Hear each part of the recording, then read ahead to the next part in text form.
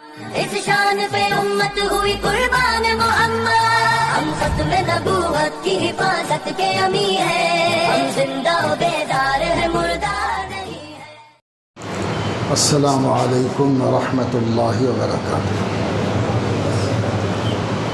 بسم اللہ الرحمن الرحیم، الحمد للہ رب العالمین، والصلاة والسلام علی اشرف الانبیاء وسادۃ الاتقیاء وسید المرسلین خاتم النبیین محمد وعلی آلہ واہل بیتہ وصحبہ اجمعین، اما بعد، قال النبی صلی اللہ علیہ وسلم انا خاتم النبیین لا نبی بعدی۔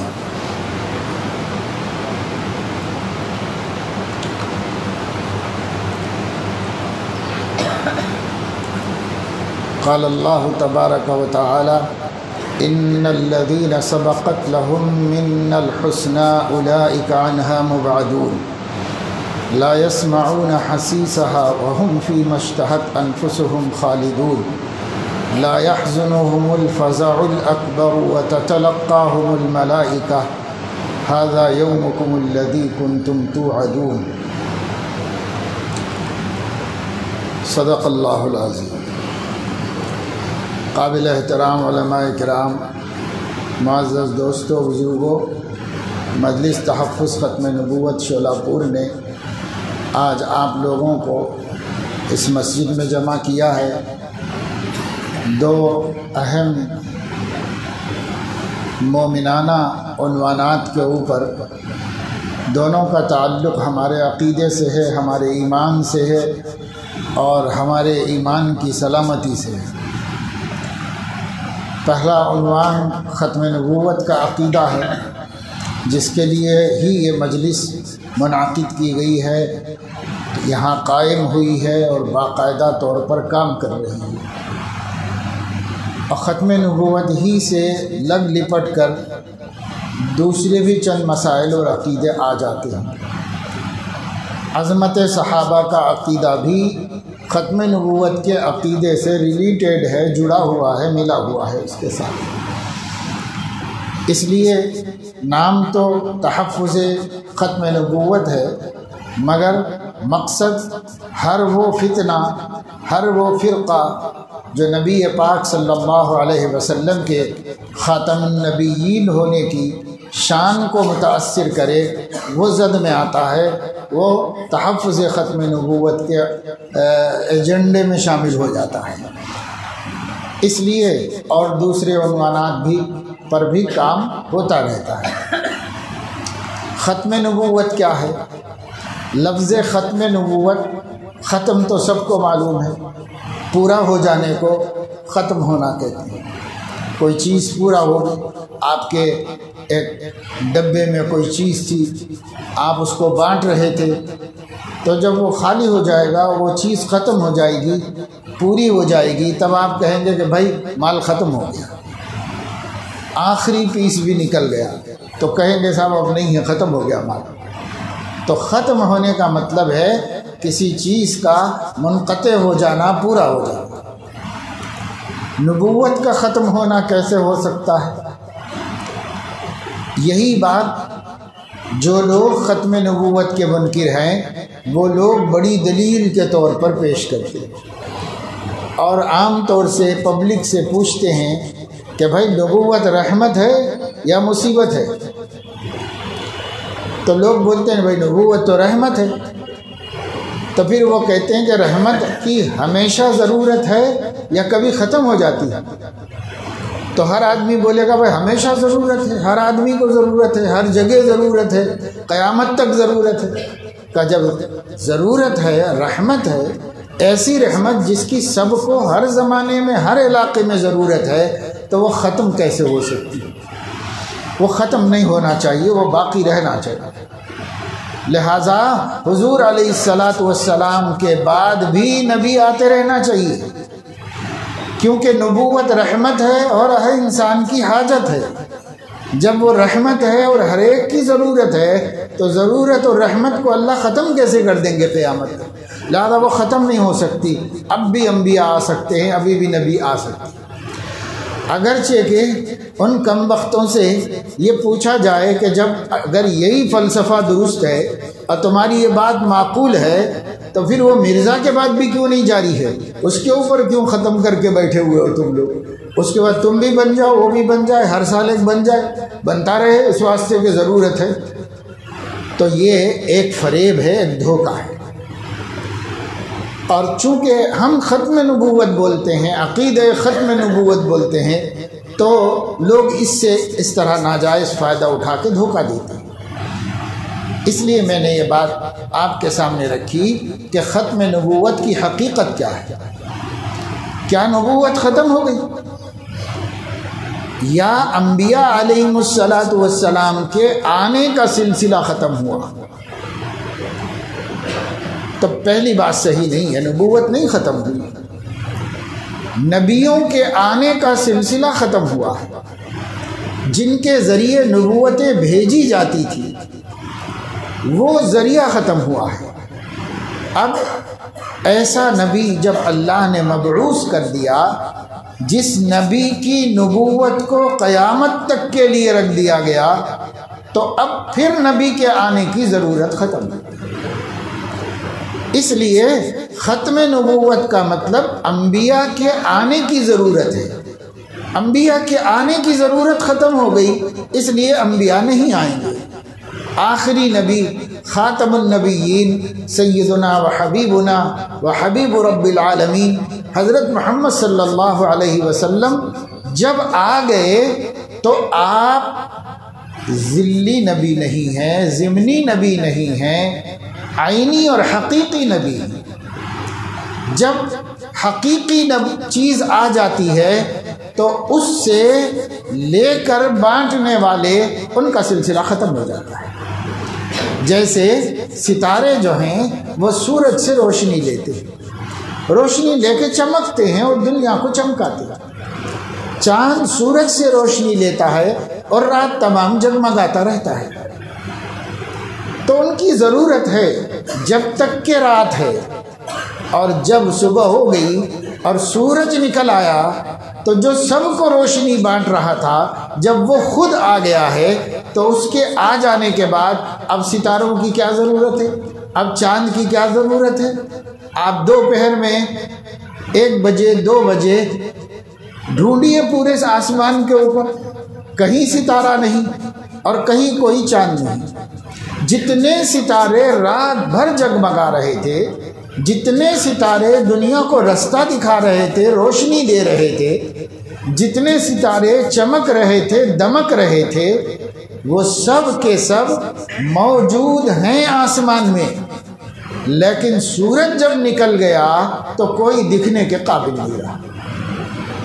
ایسا نہیں ہے کہ اب جب کہ دن کے وقت میں آسمان پہ ستارے نہیں، ستارے تو گردش کر رہے ہیں خلا میں، کروڑوں کی تعداد میں ہیں اور برابر کر رہے ہیں، رات میں بھی کرتے رہتے ہیں، دن میں بھی کرتے رہتے ہیں، لیکن رات ہوتی ہے تو دکھائی دیتے ہیں، نظر آتے ہیں، اور ان سے اہل دنیا کو فائدہ بھی ہوتا ہے، نفع ہوتا ہے، روشنی کا فائدہ، رستے ڈھونڈنے کا فائدہ۔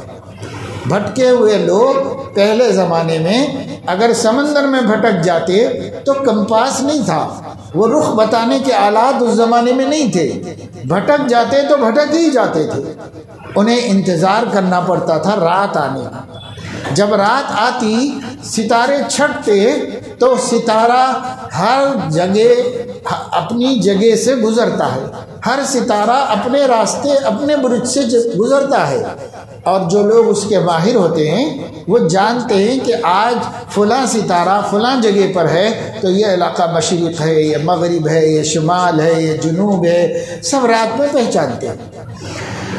تو وہ لوگ ستارے نکلنے کے بعد سمندر میں رستہ ڈھونڈ لیتے تھے کہ ہماری کشتی کدھر لے جانا چاہیے، ادھر لے جانا کہ ادھر لے جانا، سب سمجھ میں آتا، اور دن کے وقت میں بھٹک جاتے تھے کیونکہ دن میں ان کو کچھ بھی نہیں دکھائی دیتا کہ کہاں جانا چاہیے، کدھر جانا چاہیے۔ ایسے ہی صحراؤں میں، عرب کے ریگستانوں میں وہ سینکڑوں کلومیٹر تک ایک ہی جیسے ہوتے ہیں، کچھ بھی علامت نشانی نہیں ہوتی، اس میں کوئی بھٹک جائے، قافلہ بھٹک جائے، راستہ چلنے والے کہیں کھو جائیں تو اب ان کو راستہ مل ہی نہیں سکتا، موت ہی کے منہ میں جانا پڑے گا۔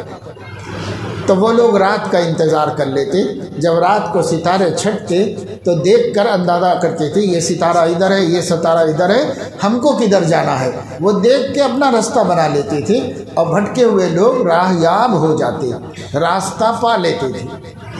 تو ستاروں کا کام رہنمائی کرنا ہے، رہبری کرنا ہے، بھٹکے ہوئوں کو ان کی منزل تک پہنچانا ہے، اور ستارے کرتے ہی ہیں۔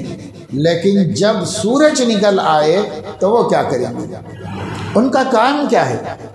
تو سورج کی روشنی تمام ستاروں کی روشنی پہ غالب آ جاتی ہے، کیونکہ ہر ستارہ سورج کی وجہ سے چمک رہا ہے۔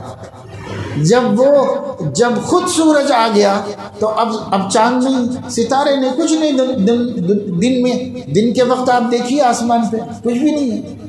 تو ایسا نہیں ہے کہ نہیں ہے، حقیقت یہ ہے کہ وہ موجود ہیں اور اسی شان کے ساتھ موجود ہیں، لیکن سورج کی روشنی کے سامنے ان کی روشنی ماند پڑ گئی۔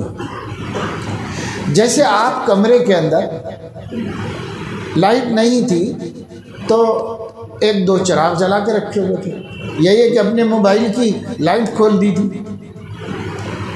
تو اب یہاں اس مجلس میں اتنے لوگ بیٹھے ہیں مسجد کے اندر، اگر خدا نہ خواستہ کرنٹ چلا جائے تو 10 20 25 لوگ فوراً اپنا موبائل نکال کے لائٹ کھول دیں، تو کچھ نہ کچھ تو روشنی ہو ہی جاتی ہے، لوگ نظر آتے ہیں، بات ہو سکتی ہے، نماز پڑھی جا سکتی ہے، راستہ دیکھا جا سکتا ہے، اتنی روشنی میں سب کچھ نہ کچھ تو ہو ہی جاتا ہے۔ لیکن پھر بجلی آ گئی اور سارے ٹیوب لائٹ کھل گئے، تو یہ لائٹوں کا کیا ہوگا؟ یہ لائٹ ہو کے بھی کچھ کام نہیں دے گی، مگر جل رہی ہوگی، روشنی نہیں دے گی، کیونکہ اب تو بڑی بڑی لائٹیں روشنی دے رہی ہیں۔ یا ایک مرکیوری ہو مسجد کے اندر، بس وہ سب پورے علاقے کو روشن کر کے آپ کے موبائلوں کی روشنی کو چھپا دیں گے۔ ایسا نہیں ہوگا کہ وہ روشنی نہیں ہے تو وہ بھی روشنی، لیکن اب وہ اس کے سامنے کام کے قابل نہیں رہی، اس لیے یہ غالب آ گئی۔ بالکل اسی طریقے سے سمجھو کہ تمام انبیاء علیہ السلام وہ آسمان ہدایت کے ستارے ہیں، اور ان کا کام ہدایت دینا ہی ہے، ان کا کام روشنی دینا ہی تھا اپنے اپنے زمانوں میں۔ لیکن وہ روشنی کہاں سے لاتے تھے؟ ان کے آپے میں روشنی نہیں تھی، وہ روشنی حضرت محمد صلی اللہ علیہ وسلم کے سورج سے لیتے تھے روشنی۔ ہر نبی آدم سے لے کے عیسیٰ تک 1.25 لاکھ نبی علیہ السلام، 1.25 لاکھ نبی آدم سے عیسیٰ تک جتنے ہوئے ہیں دنیا میں، سب کی اپنی کوئی روشنی نہیں ہے، وہ منبع ہدایت، سر چشمہ ہدایت، مرکز نبوت سیدنا محمد الرسول اللہ صلی اللہ علیہ وسلم کے آفتاب ہدایت سے روشنی لے کر روشنی دیتے، اہل دنیا کو روشنی دیتے رہے تمام انبیاء۔ لیکن جب حضور علیہ السلام خود طلوع ہو گئے، سورج خود نکل گیا ہدایت کا، تو اب ہدایت کے آسمان پر جتنے چراغ جل رہے تھے وہ جل تو رہے ہیں مگر نظر نہیں آ سکتے۔ اب ان سے کسی کو کوئی فائدہ نہیں، فائدہ صرف سورج سے ہے، وہی روشنی دے رہا ہے، وہی دھوپ دے رہا ہے، وہی کھیتیاں پکا رہا ہے، وہی دنیا کے سارے کام کر رہا ہے، اب نہیں ضرورت ہے۔ تو یہ مثال ہے در حقیقت نبوت کی اور نبیوں کی اور آخری نبی کی۔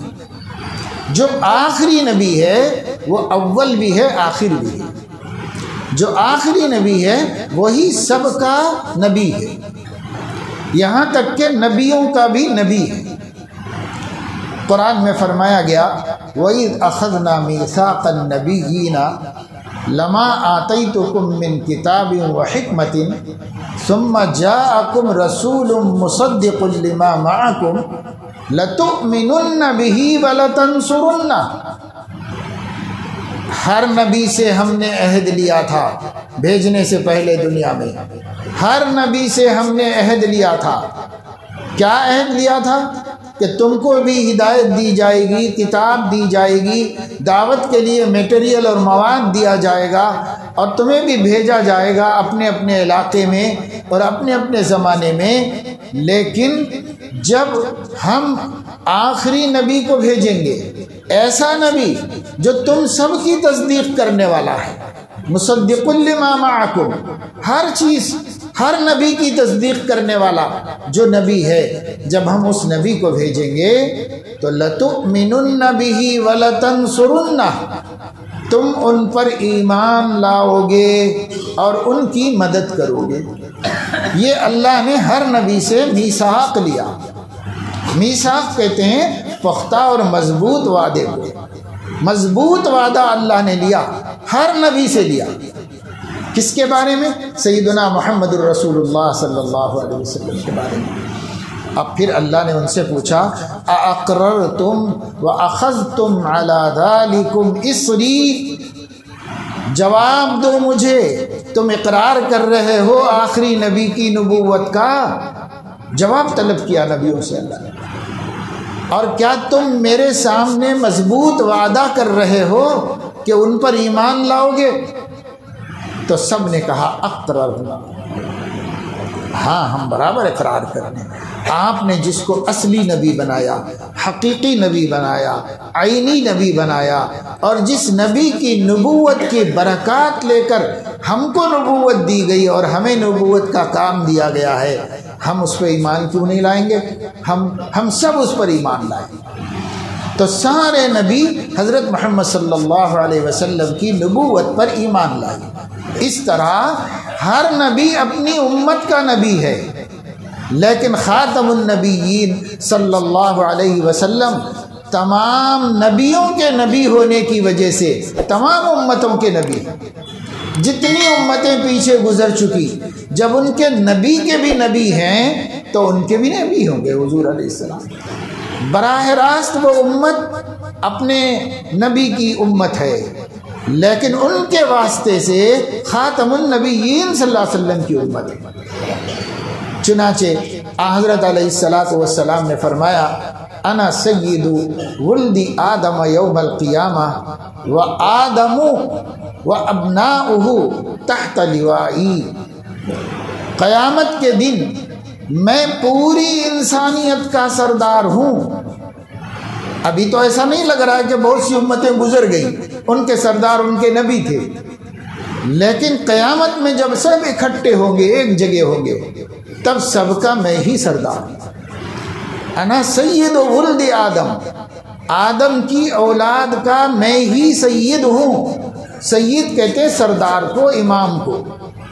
سب کا سردار میں ہوں قیامت کے دن، اور میرے ہاتھ میں لواء الحمد ہوگا، یعنی اللہ کی تعریف کا جھنڈا ہوگا، اور میں وہ جھنڈا لے کر چل رہا ہوں گا۔ پوری انسانیت میرے اس جھنڈے کے تحت میرے پیچھے ہوگی، اور میں سب کا امام ہوں۔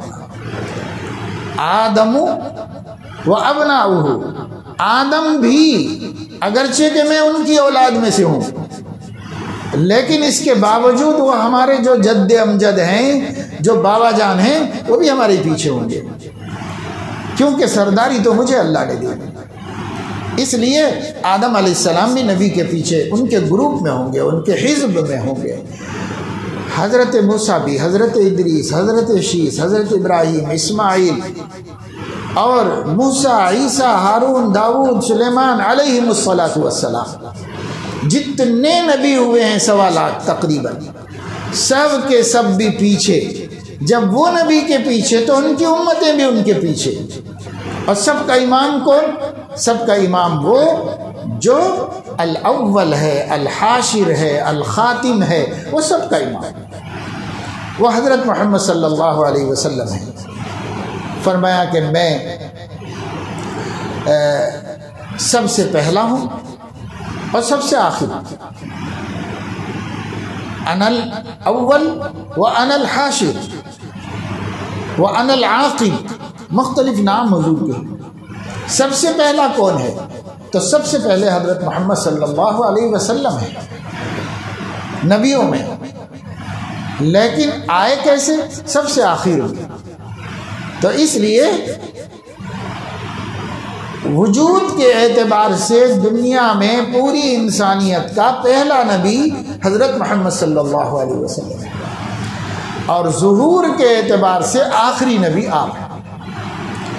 اب جب آخری نبی آ گئے تو آخری نبی کی جو نبوت ہے، یعنی وہ جو دعوت لے کے آئے اور وہ جو اللہ کا پیغام لے کے آئے اور وہ جو زندگی گزارنے کا دستور لے کر آئے اور وہ جو ہدایت اور نجات کی ضمانت لے کر آئے، اس کو اللہ نے ان کے ساتھ ختم نہیں کر دیا، بلکہ اس کو ہمیشہ کے لیے دنیا میں رکھ دیا، کیونکہ اللہ کو جس کو سب سے پہلے نبی بنایا گیا تھا، جب اس کو بھیج دیا تو اب کسی اور کو بھیجنا نہیں ہے، تو نبوت کو باقی رکھ دیا۔ اب جو لوگ دھوکہ دیتے ہیں اور کہتے ہیں کہ صاحب نبوت رحمت ہے، تو ختم کیوں ہو جا رہی ہے؟ کیوں اللہ تعالیٰ رحمت سے بندوں کو اس زمانے کے محروم کر رہا ہے؟ اس زمانے میں بھی تو نبی ہونا چاہیے۔ تو ان کو کہنا چاہیے اور ان کو جواب دینا چاہیے کہ صاحب لوگوں کو نبوت کی ضرورت ہے، لوگوں کو نبی کی برکت کی ضرورت ہے۔ اگر نبی کی دعوت اور نبی کی برکت دنیا سے نہیں اٹھ گئی ہے تو پھر کسی کی ضرورت نہیں ہے اس کے بعد۔ ہاں، پہلے زمانے میں ایسا ہوتا تھا کہ نبی کی دعوت اور اس کی نبوت اور اس کی برکت کو لوگ اس کے انتقال کے بعد مٹا دیتے تھے، ختم کر دیتے تھے، بدل دیتے تھے، تو ضرورت پڑتی تھی کہ پھر سے نبی کو بھیجا جائے۔ اب یہ نبی آ کر بتائے کہ تم لوگ بدل گئے ہو بھائی، تمہارے عقیدے خراب ہو گئے ہیں، تمہارا دین خراب ہو گیا ہے، تمہارے پیغمبر نے تم کو یہ نہیں سمجھایا تھا۔ جو سچ بات ہے وہ میں بتاتا ہوں، چنانچہ وہ بتائیں گے۔ اب بتانے کے بعد وہ نبی سب کو سیدھے رستے پہ لانا شروع کریں گے۔ جو مانے گا وہ کامیاب ہوگا اور جو نہیں مانے گا وہ ناکام ہوگا اور محروم ہو جائے گا۔ ہر دور میں ایسا ہوتا رہا، لیکن جب خاتم النبیین محبوب رب العالمین سیدنا و حبیبنا حضرت محمد صلی اللہ علیہ وسلم کی بعثت کر دی گئی، انہیں نبی بنا کر دنیا میں بھیج دیا گیا، تو جو برکت، جو دعوت اور جو نبوت وہ لے کر آئے ہیں، اس کی حفاظت کی ذمہ داری اللہ نے خود لے لی۔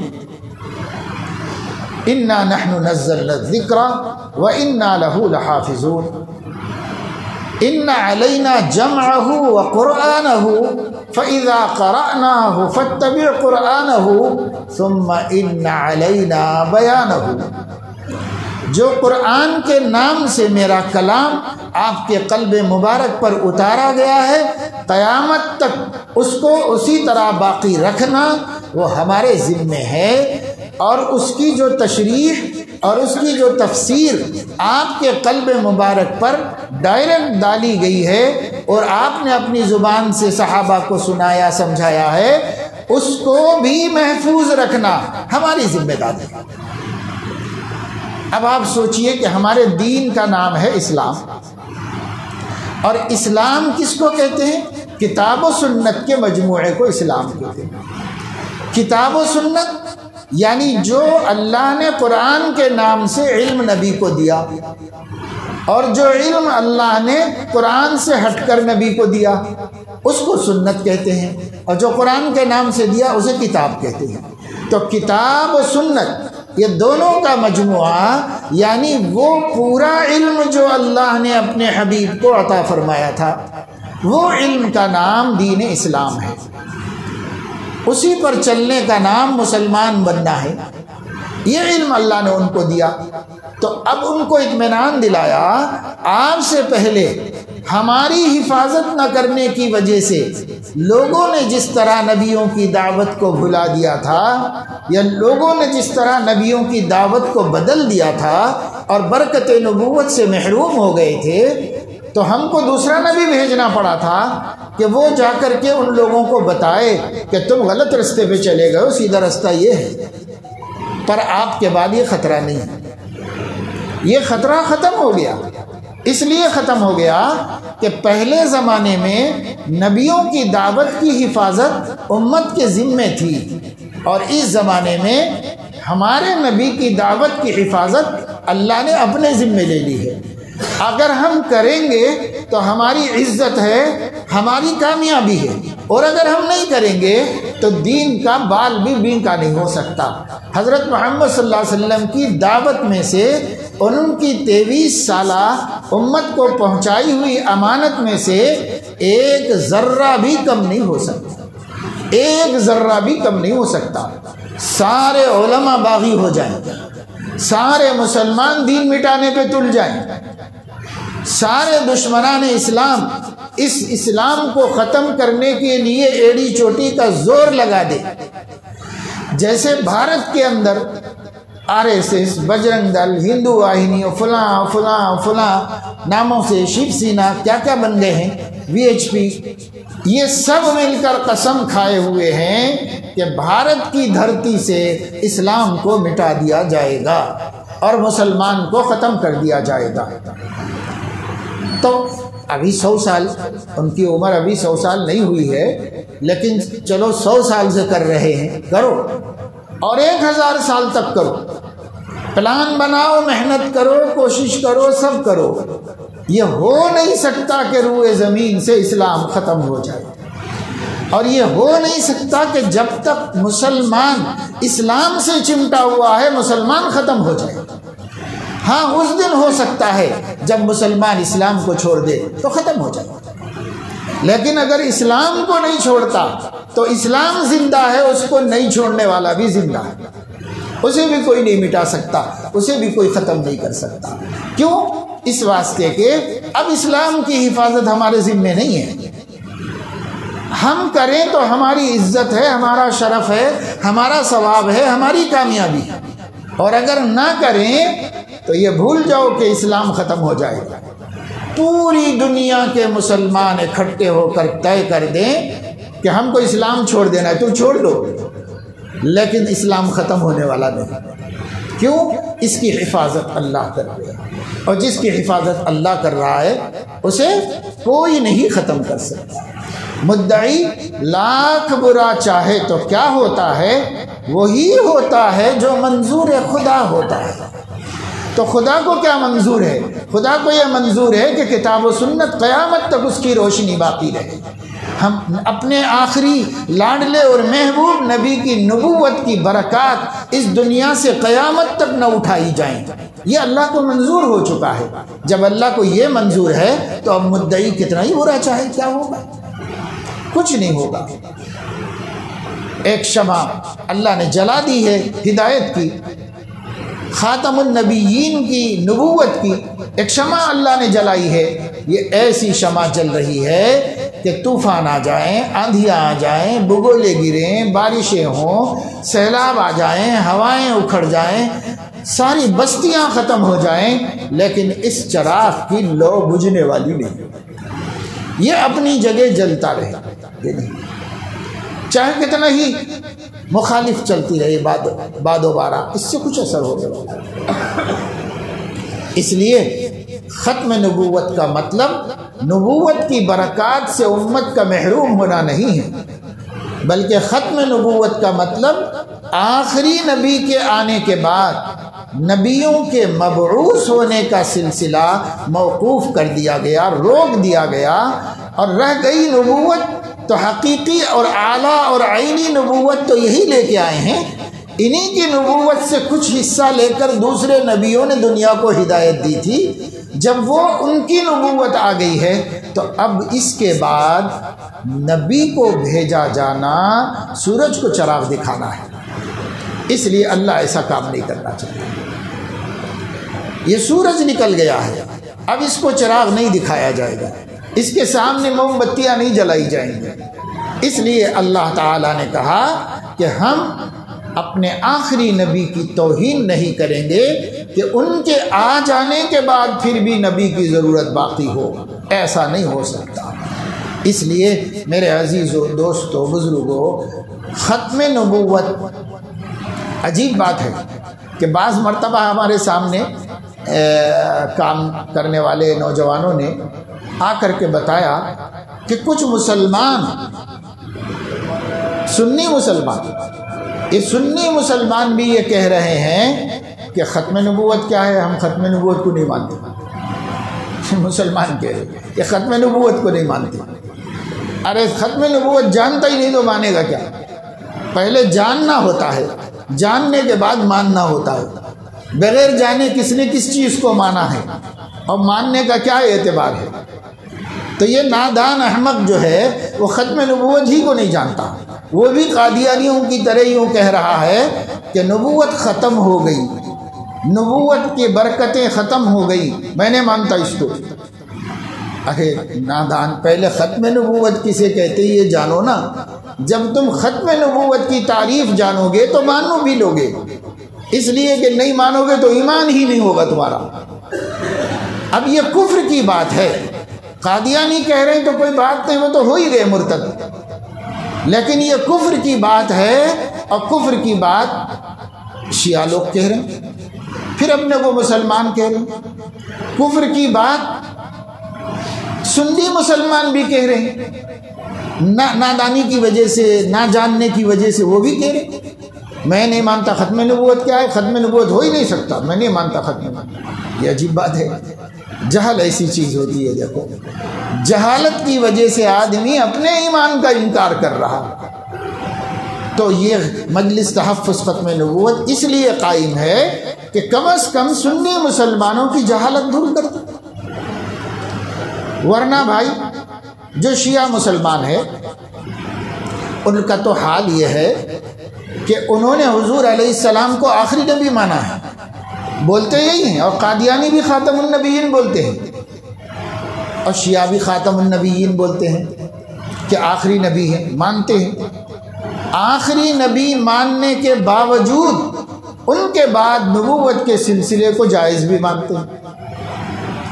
چنانچہ ان کے نزدیک حضرت علی بھی نبی بلکہ خدا ہے، حضرت علی خدا ہیں۔ روافظ کا ایک بڑا طبقہ حضرت علی کو خدا مانتا ہے۔ بر صغیر میں جو شیعہ مانے جاتے ہیں، بر صغیر میں جتنے شیعہ ہیں یہ سب کے سب اثنا عشریہ اور امامیہ کہلاتے ہیں۔ امامیہ کا مطلب ہی یہ ہے کہ امام نبی ہوتا ہے، اس لیے ان سب کے عقیدے میں ان کا امام نبی ہے۔ آپ کے شہر میں 12 امام چوک ہے، راستے میں کسی نے بتایا مجھے، ایک امام بھی وہاں نظر نہیں آیا لیکن نام رکھا ان لوگوں نے اس کا، اس چوراہے کا۔ تو یہ جو 12 امام چوک ہے یہ ان کے اپنے ایک عقیدے کی علامت ہے۔ 12 امام حضور کے بعد وہ مانتے ہیں، نبی پاک صلی اللہ علیہ وسلم کے بعد 12 لوگوں کو امام مانتے ہیں آل رسول میں سے، اور وہ 12ویں کو زندہ مانتے ہیں اور غائب مانتے ہیں۔ 11 کے تو نام ہیں ان کے پاس، ہر ایک کا نام، اور ماشاءاللہ وہ جو 11 ہیں وہ ہم لوگوں کے بھی آنکھوں کے تارے ہیں، وہ بھی بڑے نیک لوگ ہیں، بڑے بڑے اللہ والے ہیں، پر ہم ان کو اس امت کے نبی اور ہمارے نبی کے اہل بیت ہونے کی وجہ سے عزت دیتے ہیں، مانتے ہیں، احترام کرتے ہیں، سب کریں گے۔ لیکن جو امامت کا تصور ان کے پاس ہے وہ ہمارے پاس کفر ہے، وہ ایمان نہیں۔ وہ کیا کہتے ہیں؟ جو امام ہے وہ اللہ سے علم لیتا ہے اور وہ دعوت دینے پر قادر ہے، اور اس کو یہ قوت حاصل ہے جو نبیوں کو حاصل ہے، وہ ان کو نبی مانتا۔ سب سے پہلے سیدنا علی کرم اللہ وجہہ، ہم اہل سنت بھی ان کو بہت بڑا عظیم المرتبت صحابی، داماد رسول اللہ صلی اللہ علیہ وسلم کے چچا زاد بھائی، حضور علیہ السلام کے بہت ہی چہیتے و پیارے صحابی، اور آپ کے صحابہ میں بڑے اونچے مرتبے والے، یہ ہر اعتبار سے حضرت علی کے جتنے فضائل حدیث کی کتابوں میں وارد ہوئے ہیں سب ہم کو تسلیم ہے، سب پر ہمارا ایمان، اور ہم ان کی توہین کو کفر سے تعبیر کرتے ہیں۔ وہ لیکن ان کے ہاں امام ہونے کا کیا مطلب ہے؟ ان کے ہاں حضرت علی کی امامت کا مطلب یہ ہے کہ اصلاً حضور علیہ السلام کے بجائے حضرت علی کو نبی بننا چاہیے تھا، لیکن جبرائیل کی بدماشی سے وہ حضور علیہ السلام نبی بن گئے۔ یہ ان کی کتابوں میں لکھا ہوا ہے، میں اپنی طرف سے نہیں بول رہا ہوں۔ اللہ نے جبرائیل کو پہلی وحی دے کر بھیجا کہ جا کے علی پر اتارو، تو جبرائیل نے رستے میں گڑبڑ کی اور ساز باز کر کے محمد پر اتار دی، نعوذ باللہ۔ تب پھر اللہ تعالیٰ نے اس کو جانے دو اس لیے قبول کر لیا، چلو ٹھیک ہے، ان کو بھی مل گئی تو کوئی بات نہیں، وہ بھی نبی بن سکتے، ورنہ بننا چاہیے تھا علی کو۔ یہ ہے یہ موصوفوں کا عقیدہ حضرت علی کے بارے میں۔ اور خود حضرت علی سے پوچھو تو حضرت علی رضی اللہ تعالیٰ عنہ خود اپنی زبان سے کہتے ہیں کہ تمام صحابہ میں، صحابہ کے دور میں یہ بات مشہور تھی کہ نبی پاک صلی اللہ علیہ وسلم کے بعد اس امت میں کوئی افضل ہے تو ابو بکر عمر ہے، یہ خود حضرت علی بیان کر رہے ہیں۔ تو حضرت ابو بکر پر آنا چاہیے تھا، لیکن حضرت ابو بکر نہیں نبی۔ نبی پاک صلی اللہ علیہ وسلم نے فرمایا کہ میرے بعد اگر کوئی نبی ہوتا تو میری جگہ پر اگر کوئی نبی ہوتا ابو بکر ہوتے، میرے بعد کوئی نبی ہو سکتا تھا تو عمر کے اندر صلاحیت تھی، لیکن لا نبی بعدی، میں آخری ہوں، میرے بعد کوئی نبی نہیں۔ اس طرح پکا کر دیا حضور نے اس امت کے سب سے افضل لوگوں کے نام لے کر۔ حضور علیہ السلام نے کہا یہ بھی نہیں بن سکتے، جب یہ بھی نہیں بن سکتے تو اس کے بعد کون بن سکتا ہے؟ کوئی نبی نہیں بن سکتا۔ یہ کلیئر کر دیا حضور علیہ السلام نے مختلف طریقوں سے۔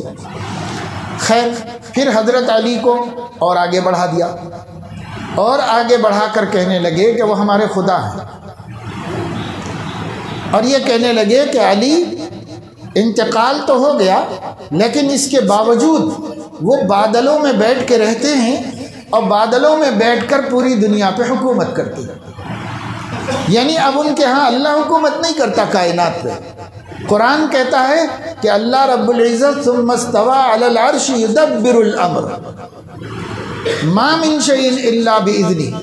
اللہ تعالیٰ سارے مخلوق کو پیدا کرنے کے بعد عرش پر مستوی ہو گیا، وہاں سے تدبیر کائنات کرتا ہے، تمام مخلوقات کی پرورش کرتا ہے اور ان کو سنبھالتا ہے۔ یہ اللہ اپنا کام بتا رہا ہے، لیکن شیعہ لوگ بول رہے ہیں کہ وہ حضرت علی کا کام ہے، اللہ کا کام نہیں ہے۔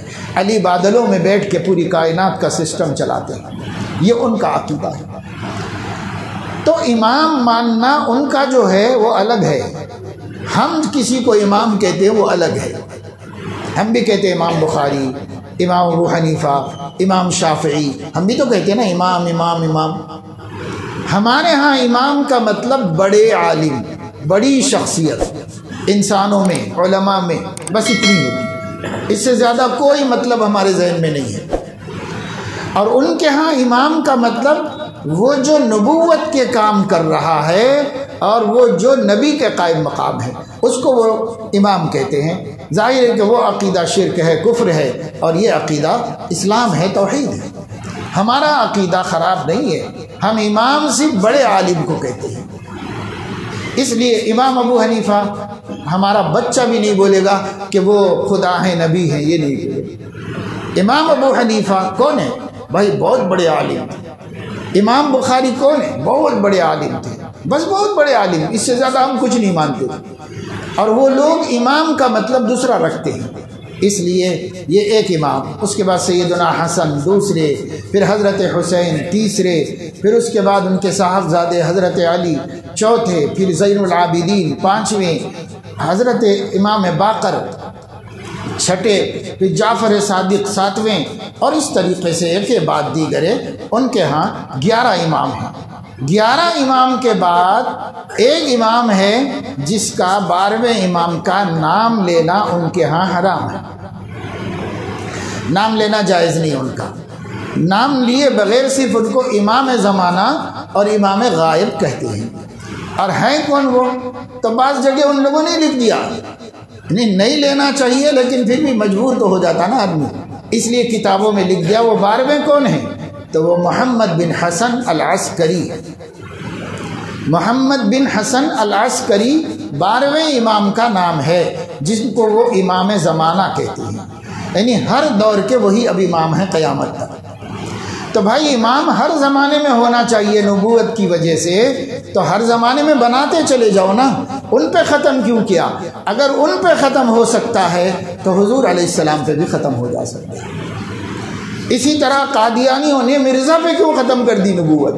اگر مرزا پہ ختم ہو سکتی ہے تو بدرجہ اولا حضرت محمد صلی اللہ علیہ وسلم پہ ختم ہو جا سکتی ہے۔ اس لیے سب مکار عیار لوگ ہیں، جھوٹ چلتا نہیں۔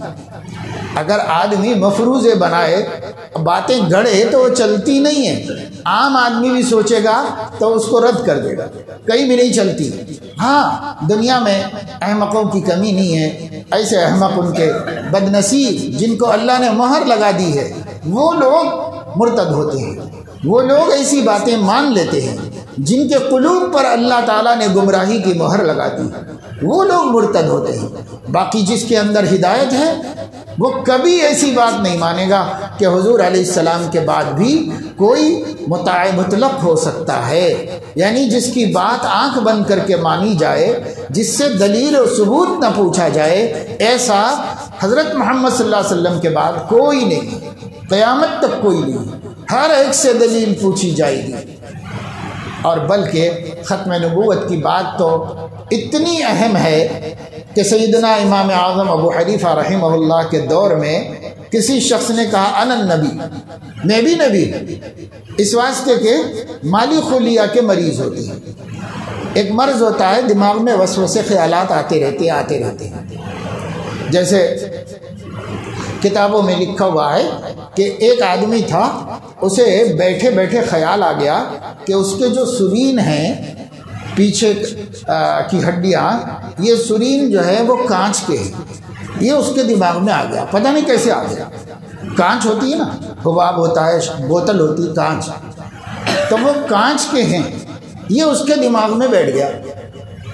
اب وہ دماغ میں بیٹھنے کی وجہ سے وہ کہیں بیٹھتا ہی نہیں تھا، ہمیشہ کھڑے کے رہتا تھا، رات تمام کھڑتا تھا، دن تمام کھڑے رہتا تھا، اس واسطے کہ اس کو یہ ڈر لگتا تھا کہ کہیں بھی بیٹھوں گا تو کانچ پھٹ جائے گی، تو کانچ پھٹ جائے گی، یہ ڈر لگا رہتا تھا۔ اب دماغ میں بیٹھ گیا، دیکھنے کو اچھا ہے، پڑھا لکھا ہے، ہٹا کٹا ہے، کھا پی رہا ہے، سب کر رہا، لیکن بیٹھتا کہیں بھی نہیں۔ اس کو گدے پہ بیٹھنے کے لیے بولو تو غصے میں آ جاتا تھا، اس کو صوفے پہ بیٹھنے کے لیے بولو تو تھپڑ رسید کر دیتا تھا۔ اور کسی کو، اور وجہ کیا؟ وجہ یہ کہ دماغ میں بیٹھ گیا کہ میرے سرین جو ہیں وہ کانچ کے ہیں، یہ دماغ میں بیٹھ گیا۔ اب کیا کریں گے؟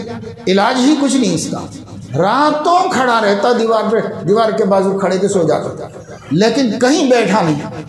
مہینوں نکل گئے، لوگ پریشان، صحت خراب ہو رہی ہے، دماغ اور خراب ہو رہا اور خراب ہو رہا ہے۔ ڈاکٹر صاحب کے پاس لے گئے تو انہوں نے کہا پاگل خانے میں شریک کرو اس کو، وہاں ہوگا اس کا علاج۔ وہاں لے گئے تو وہاں بھی بیٹھتا ہی نہیں تھا، دوائیں دیتے تھے تو کھڑے کھڑے کھا لیتا تھا، کھانا دو کھڑے کھڑے کھا لیتا، بیٹھتا کہیں بھی نہیں تھا۔ ایک دن ڈاکٹر صاحب نے اس کا علاج کیا، کچھ وہاں کام کرنے والوں کو، لیبر کو بلایا، سب کو بلایا، اور بلا کر کہا کہ دیکھو اپنے پاس جو حباب ہوتے ہیں قندیل پر، چراغ پر لگائے جاتے، نازک کانچ ہوتی ہے، ایسے کانچ کے حباب اور بوتلیں سب لوگ 2-2 3-3 لے کے جاؤ ساتھ میں، اور اس کو کہیں لے جانے کے بہانے رستے میں اس کو گرا دو، اور اس کو گرانے کے ساتھ ساتھ وہ پوری کانچ بھی پٹک کے پھوڑ دو، وہیں پر سب ختم۔ اب اس کے بعد وہ جب گر جائے گا الٹا تو اس کو اٹھاؤ، سب مل کے، رے بھائی گر گیا اٹھاؤ۔ اٹھانے کے بعد اس کو بتایا کہ ارے بھائی کیا کرتے، ٹھوکر لگ گئی، غلطی سے گر گئے، اب وہ پوری کانچ پھٹ کے نکل گئی، دیکھو کانچ پڑی ہوئی یہاں پر سب کانچ۔ تو اس نے دیکھا کہ سب طرف کانچ پھیلی ہوئی ہے، تو اب اس کو یقین ہو گیا کہ صاحب وہ جو میرے وہ کانچ کا غلاف تھا وہ پھٹ گیا ہے، اب میں بیٹھ سکتا ہوں، لیٹ سکتا ہوں، سب کر سکتا ہوں۔ تو اس کے بعد سے بیٹھے، سمجھے آپ؟ تو یہ اس کو کہتے ہیں مالی خلیہ کا مرض۔ ایسے امراض ہیں دماغی کہ ایک بات دماغ میں بیٹھ گئی، اب وہ کسی طرح نہیں نکلتی دماغ میں سے، بیٹھ جاتی ہے۔ تو بعض مرتبہ کسی کو بدقسمتی سے میں نبی ہوں بلکہ ایسا خیال آ جاتا ہے، میں نبی ہوں بلکہ بیٹھے بیٹھے خیال آ جاتا اسے۔ اب خیال آنے کے ساتھ ہی کچھ بیوقوفوں کے سامنے بولنا شروع کرتا، میں نبی ہوں بھائی، میں نبی ہوں۔ ارے کیسا نبی ہیں آپ؟ ایسے نبی ہوں بولتا۔ ایک دو بیوقوف مان لیتے ہیں، پھر انہوں چرچا شروع کرتے ہیں، جیسے عاملوں کی ایجنسی چل پڑتی ہے ایسے ہی اس کی بھی ایجنسی چلتی ہے، اور لوگ گھیر گھار کے لاتے رہتے ہیں اور اس پر کلمہ پڑھواتے رہتے ہیں۔ یوں اس قسم کے لوگ چل پڑتے ہیں۔ تو ہمارے امام صاحب کے دور میں بھی کسی بیوقوف کو خیال آ گیا دماغ میں کہ میں نبی ہوں، تو حضرت سے کسی نے کہا کہ حضرت ایک صاحب کہہ رہے ہیں کہ میں نبی ہوں، تو اس وقت انہوں نے ایک عظیم الشان فیصلہ کیا، اور وہ فیصلہ انشاءاللہ قیامت تک مسلمانوں کے لیے رہنمائی کا کام کرا۔ اور وہ فیصلہ یہ کیا امام صاحب نے، سب مسلمانوں کو بتا دو کہ اس شخص سے مل کر یا وہ خود آ کر ملے اور کہے کہ میں نبی ہوں، تو کوئی اس سے نبی ہونے کی دلیل بھی نہ پوچھے۔ اگر پوچھے گا کہ اچھا آپ نبی ہیں تو کیا دلیل ہے بولیے، تو وہ کافر ہو جائے گا۔ یہ پوچھنے والا مسلمان باقی نہیں رہے گا، کافر ہو جائے گا۔ یہ فتویٰ دے دیا، اور سچی بات ہے، بالکل ٹھیک فتویٰ دیا۔ کیوں؟ اس لیے کہ امام صاحب نے فرمایا اگر وہ کوئی ثبوت پیش کرے تو کیا تم مانو گے؟ تم تو نبی کو آخری نبی مان چکے ہو، اب کوئی دلیل لائے گا تو مان لو گے؟ نہیں مانو گے، اور اگر مانو گے تو مرتد ہو جاؤ گے۔ اس لیے دلیل پوچھنا ہی مرتداد ہے، پوچھتے ہی مرتد ہو جائے گا، وہ خارج اسلام ہو جائے گا، اس لیے نہیں پوچھیں۔ مگر بہت سے احمق ہوتے ہیں۔ ہارون رشید کے دربار میں ایک آدمی آیا اور اس نے کہا کہ میں نبی ہوں، لوگ پکڑ کے لاؤ میرے سامنے اس کو۔ تو اس کو پکڑ کے لائے، تو ہارون رشید نے کہا کہ دیکھو بھائی، نبی کو تو غیب کی باتیں معلوم ہیں، سب اللہ اپنے پاس سے علم بھیجتا ہے، تو اگر تو نبی ہے تو اس وقت میرے دل میں کیا ہے بول۔ تو اس نے کہا بول سکتا ہوں۔ اچھا بول سکتا ہے، بول میرے دل میں کیا ہے۔ تو بولا آپ کے دل میں یہ ہے کہ میں جھوٹ بول رہا ہوں۔ اب بالکل بات صحیح بولا، مگر یہ کوئی غیب کی بات ہے کیا؟ جھوٹا تھا اس لیے سمجھا کہ سامنے والا جھوٹا ہی سمجھ رہا ہوگا مجھے، اس لیے بولا۔ تو ایسے لوگ ہوتے ہیں جو کوئی بادشاہوں سے پیسے لوٹنے کے لیے، کچھ مریدوں کا حلقہ بنا لینے کے لیے، کچھ دنیا میں عیش کرنے کے لیے، کوئی واہ واہ اور شہرت کے لیے ایسے دعوے کر بیٹھتے ہیں، اور ایسے دعووں سے اللہ کے نبی کی شان خاتمیت پر کوئی اثر پڑنے والا نہیں۔ ان کی نبوت کے اور ان کے غلام وہ کھڑے ہو جائیں گے، اور ہر جگہ جہاں کسی نے ایسا کیا وہیں اس کا گلہ دبا کے وہیں اس کا خاتمہ کر کے قصہ ختم کر دیا۔ اصل سزا تو اس شخص کی یہ ہے کہ اسی وقت اس کی گردن تن سے جدا کر کے جہنم رسید کر دیا جائے، اور کسی دوسرے کو اس کے نام تک آنے بھی نہ دیا جائے۔ یہ اصل سزا ہے۔ امام ابن تیمیہ رحمہ اللہ نے الصارم المسلول علی شاتم الرسول ایک کتاب لکھی، اور اس میں تمام دلائل جمع کر کہ ایسے گستاخوں کی سزا بس یہی ہے۔ لیکن جہاں مسلم حکمراں نہیں ہیں، جہاں پر جمہوریت ہے، جہاں ہر ایک کو اپنی بات کہنے کا حق حاصل ہے، وہاں پر ہم یہ سزا دینے کے اہل نہیں ہیں۔ اور اسلام بھی کہتا ہے ایسی جگہ قانون اپنے ہاتھ میں مت لو، لیکن اپنے عقیدے کو واضح طور پر لوگوں کو بتاتے رہو اور اس کا غلط ہونا سمجھاتے رہو۔ تو اس ملک میں ہم بس یہی کر سکتے ہیں کہ اگرچہ کہ اٹھا پنجاب سے، لیکن پھیل گیا پوری ہندوستان ہی میں نہیں، اب تو پورے ورلڈ میں پھیلا ہوا ہے۔ لیکن الحمدللہ جہاں جہاں قادیانی رہتے ہیں وہاں ختم نبوت کے خدام بھی رہتے ہیں، اور وہ اپنا کام اپنے نبی کی خدمت برابر کرتے رہتے ہیں. اور ان کا اب جیسے میں نے آپ کو بتایا، اگر اللہ نے دل پہ مہر لگا دی ہے تو ہم بچا تو نہیں سکتے کسی کو. اگر اللہ تعالیٰ نے مہر نہیں لگائی ہے تو انشاءاللہ ہمارا سمجھانا اس کے صحیح رستے پہ آ جانے کا سبب بنے گا. تو کام تو کرتے رہنا ہے، کام چھوڑنا نہیں ہے، کام پورا کرنا ہے. اور یہ قادیانی کو بھی بولنا ہے، اس واسطے بولنا ہے کہ ہمیں کیا معلوم کہ اللہ نے مہر لگائی کہ نہیں لگائی، ہو سکتا ہے ٹیمپروری بھٹک گیا ہوگا، تو اس کو بھی سمجھانا ہے، اس کو بھی بتانا ہے. لیکن نہیں آئے گا تو سمجھ میں آ جائے گا کہ اللہ نے مہر لگا دی. مرنے کے بعد بول سکتے ہیں کہ اس کے مہر لگ گئی تھی. زندگی بھر چانس ہے کہ کبھی بھی گمراہی سے واپس ہدایت میں آ جائے، جب تک کہ آخری سانس. کوشش کرنا، دعا کرنا، فکریں کرنا ہماری ذمہ داری ہے، اور ان کے شر سے امت کو بچانا بھی ہماری ذمہ داری ہے. اور ان کی دعوت کہیں چوری چھپے ہو تو نہیں رہی محلوں میں، بستیوں میں، اس کو بھی ہماری ذمہ داری ہے. کئی جگہ ایسی ہیں جہاں اچھے خاصے علماء ہیں، امام ہیں، مسجدیں ہیں، لیکن ان کا کام بھی چل رہا ہے انڈر گراؤنڈ. اب پتہ ہی نہیں کسی کو کہ لوگ مرتد ہو رہے ہیں، کسی کو پتہ نہیں. بڑی دیر سے پتہ چلا، کافی لوگوں کے متاثر ہو جانے کے بعد پتہ چلا.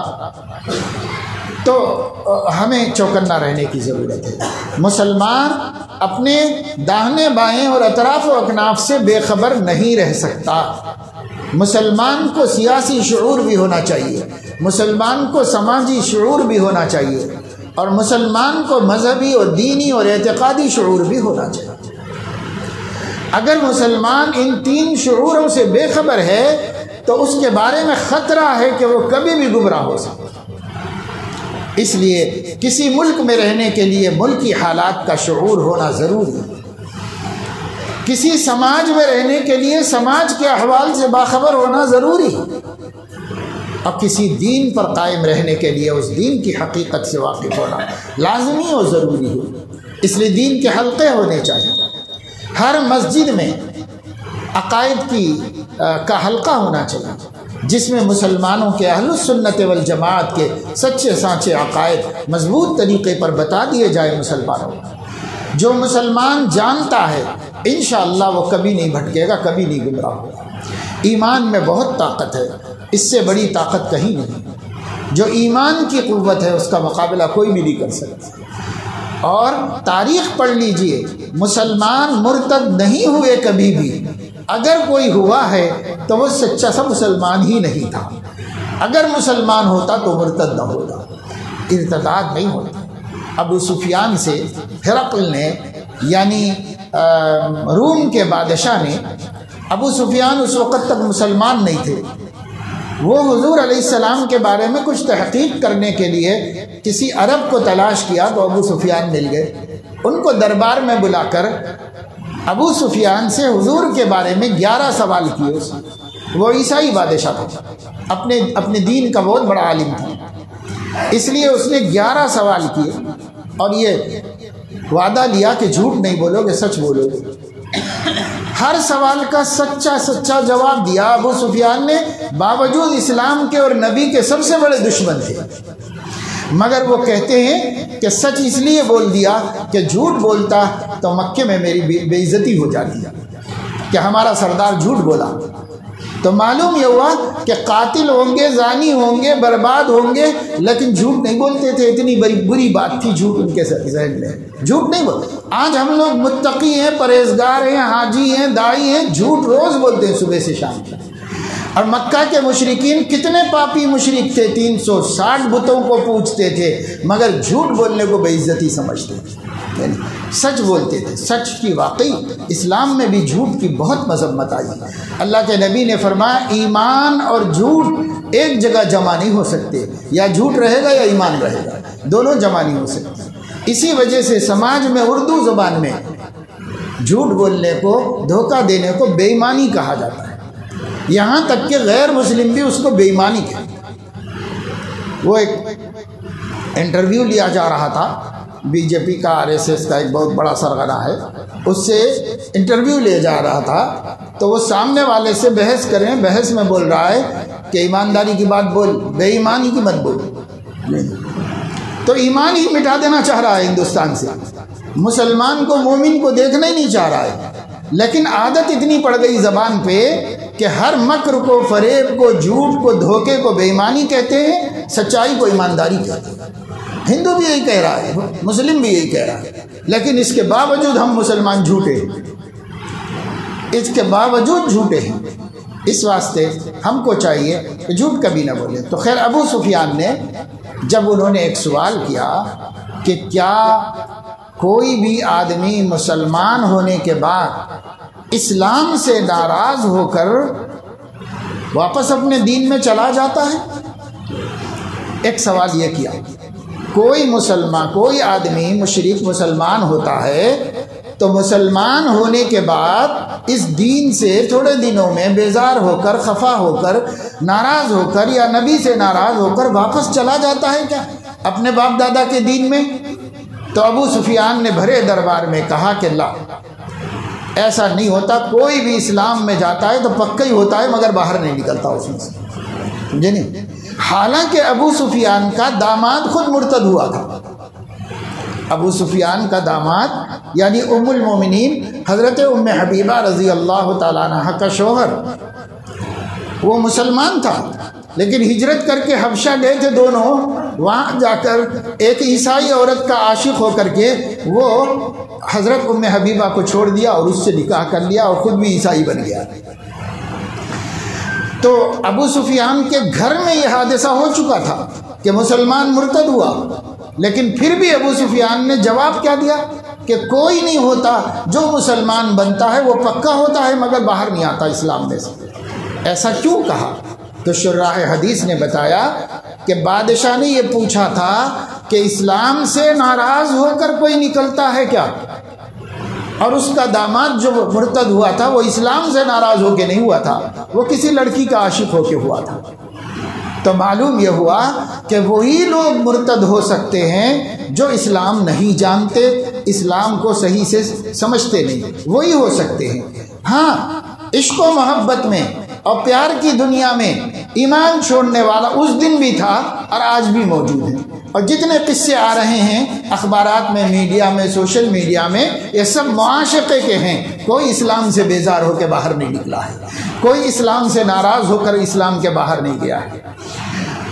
اور وہ بعض لوگ جو ہیں ایسے قصے بھی چلا دیے ہیں اپنی طرف سے، من گھڑت جھوٹے، کہ وہ بچی بہت غریب تھی اور اس نے کہا کسی مسلمان نے نہیں پوچھا، کسی نے ہمارے اماں بابا کی تکلیف کو نہیں دیکھا اور یہ ہوا، ہم بیزار ہو کے۔ بالکل جھوٹ بات ہے، ایسی کوئی بات نہیں۔ مسلمان ہوتی حقیقت میں تو ان تکلیفوں کو خدا کے لیے برداشت کر لیتی مگر ایمان نہ چھوڑتی۔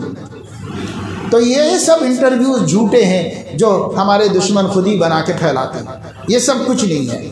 بات یہ ہے جہالت اتنی ہے کہ اپنا عقیدہ ہی نہیں جانتے، جہالت اتنی ہے کہ اپنا دین ہی نہیں جانتے، دین ہی نہیں جانتے، لہذا کس چیز کی قربانی دے رہے ہیں ان کو پتہ نہیں چلا۔ اگر وہ ایمان کی قیمت جانتے تو ان معمولی حقیر فقیر چیزوں کے خاطر ایمان، عمر بھر بے نکاح رہنا گوارا کر لیتے لیکن نکاح کے خاطر ایمان کا سودا نہ کرتے۔ یہ سب جھوٹی باتیں ہیں، یہ سب معاشقے ہیں، اس کا ایمان سے کوئی تعلق نہیں ہے۔ اس لیے ہمیں اس سے خوف زدہ بھی نہیں ہونا چاہیے، لیکن اپنی نسلوں کو دین ایمان سکھانے سے غافل بھی نہیں ہونا چاہیے، کیونکہ غلطی تو ہماری ہے۔ اگر ہم سکھاتے ہوتے ہمارے بچے ایسی حرکت کرتے نہ ہماری بچیاں ایسی حرکت کرتے۔ تو خیر میرے دوستو، میں آپ کو یہ بتا رہا تھا کہ حضور علیہ السلام کے بعد شیعوں نے امامت کے ذریعے نبوت کو جاری رکھا، اور وہ جو آخری ہیں 12ویں امام، ان کو تو دیکھا بھی نہیں کسی نے، کیونکہ وہ 2.5 سال کی عمر میں غائب ہوئے ہیں۔ 2.5 سال کا بچہ بھی دودھ چھڑایا گیا، اتنی عمر میں جو غائب ہوئے ہیں، اور غائب بھی کیسے ہوئے ہیں؟ جو اصلی قرآن تھا وہ قرآن لے کے غائب ہو گئے ہیں۔ لہذا اب دنیا میں کہیں ہے ہی نہیں قرآن۔ جو قرآن ہے وہ حضرت عثمان کا مرتب کرایا ہوا ہے، اس لیے وہ من گھڑت قرآن ہے۔ میں ہمارا عقیدہ نہیں، شیعوں کا بتا رہا ہوں کہ شیعوں کا عقیدہ یہ ہے کہ جو قرآن مسجدوں میں ہے، مسلمانوں کے پاس ہے، یہ قرآن من گھڑت قرآن ہے، یہ اس کا نام مصحف عثمانی ہے، یہ مصحف عثمانی جھوٹ ہے، من گھڑت ہے، یہ نہیں نازل ہوا تھا حضور پر، تو کون سا نازل ہوا تھا؟ اس مصحف کا نام مصحف فاطمی ہے، وہ اہل بیت کے پاس تھا، 11 اماموں میں شفٹ ہوتا رہا، 12ویں امام کو ملا 2.5 سال کی عمر میں، تو 2.5 سال کی عمر میں وہ قرآن ہی لے کے غائب ہو گئے۔ کہاں غائب ہو گئے ہیں؟ تو ایک غار میں چھپے ہیں، اس غار کا نام ہے سرمن رعا۔ جو اس پہاڑ کو دیکھے تو طبیعت باغ باغ ہو جائے، خوش ہو جائے۔ اس پہاڑ کے غار میں یہ چلے گئے ہیں۔ کب گئے؟